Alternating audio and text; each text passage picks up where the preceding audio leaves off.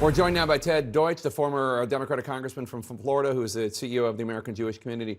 Ted, thank you so much for joining us.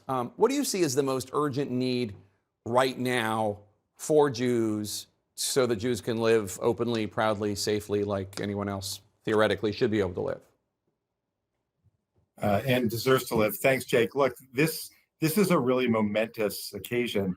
What we need right now is what the White House delivered today. And that is a comprehensive whole of government approach that brings together everyone, the Department of Education and Defense and Justice and the Small Business Administration, every part of government. There are 100 action items that will help keep Jews safe on campus, safe in their neighborhoods, safe in their places of worship. That's what we need. And then there are 100 more calls to action for the rest of society to join in, to work together to combat anti-Semitism. This is an incredibly significant moment.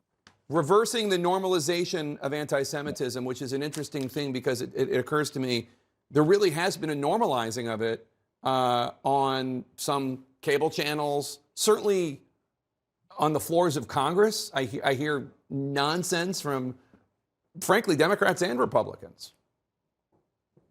Yeah, it's a really important point.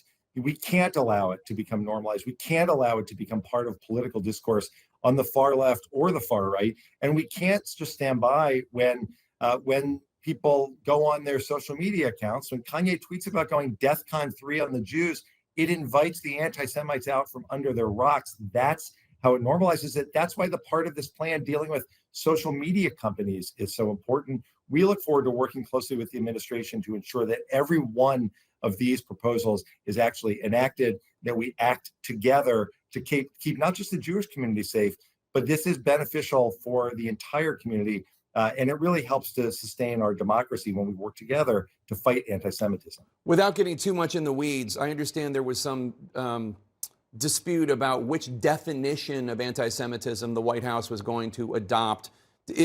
Correct me if I'm wrong, this has to do with whether or not people consider anti-Zionism, that is not thinking that the state of Israel has a right to exist, whether or not that is inherently anti-Semitic. Is that what the dispute was about?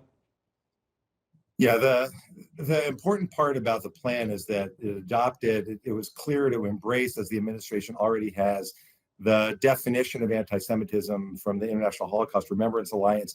You need to be able to define anti-Semitism in order to combat it. This is the definition that the White House, that the government has embraced. It's been endorsed by more than 1,000 institutions and local governments around the country, more than 30 states. So it's important to do that. Having said that, it also lays out hundreds of action items. Once they took that action to define it, it is clear in this plan that Jewish students on campus, for example, who feel threatened because of their support for Israel, who are excluded because of their support for Israel, will be protected by this plan. And it's clear that the idea that singling out Israel as the one state, the Jewish state, should not exist, also important to condemn because that's anti-Semitic. So I actually think it was a really important step for the administration to take. Ted Deutch, thank you so much. Good to see you. You too, Jake. Thank you.